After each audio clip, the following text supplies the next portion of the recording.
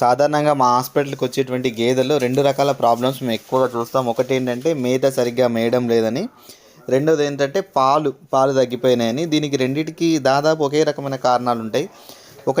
ఆ కారణం ఏంటంటే అది తీసుకునేటువంటి ఫీడ్ అన్నమాట. ఎప్పుడైతే మనం మంచి ప్రాపర్ ఫీడ్ పెడతామో అలాంటి సందర్భంలోనే ప్రొడక్షన్ అంటే పాల ఉత్పత్తి అనేది అధికంగా ఉంటుంది. కాబట్టి సో నేను చాలామంది రైతులకు నేను సజెస్ట్ చేసేది ఏంటంటే, మీరు మంచిగా ప్రాపర్గా ఎనిమల్స్కి ఫీడ్ పెట్టండి.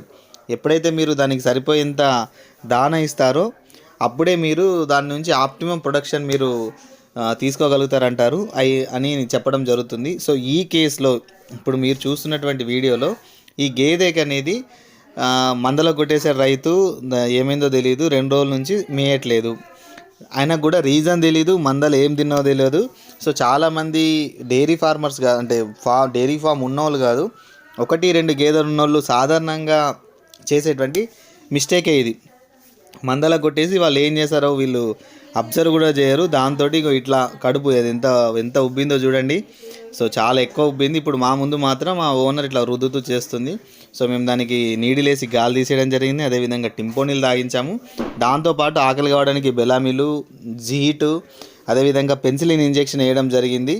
సో మెల్నెక్స్ కూడా వేసాము. ఎందుకంటే లోపల కనుక ఒకవేళ బ్యాక్టీరియల్ ఇన్ఫెక్షన్ కొంచెం రియాక్షన్ జరిగితే కొంచెం లైట్గా ఫీవర్ వచ్చేటువంటి అవకాశం ఉంటుంది. కాబట్టి ఫీవర్ రాకుండా ఉండడానికి కోసం ముందు జాగ్రత్తగా ఏ ఇంజెక్షన్ అంటే మెలనెక్స్ ఇంజెక్షన్ కూడా వేయడం జరిగింది. సో ఇట్లా మీ దగ్గర కనుక 1 బర్రె 2 గేదెలు కనుక ఉన్నట్లయితే ఖచ్చితంగా ఫీడ్ మీద మంచి జాగ్రత్త వహించాలి.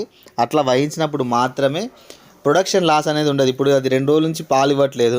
తద్వారా ఇప్పుడు ఓనర్కి పూటకు 2 లీటర్లు ఇచ్చినా 4 లీటర్ల పాలు రోజుకి చొప్పునన్నా 2 రోజులకు 8 లీటర్ల పాలు తగ్గిపోయినాయి.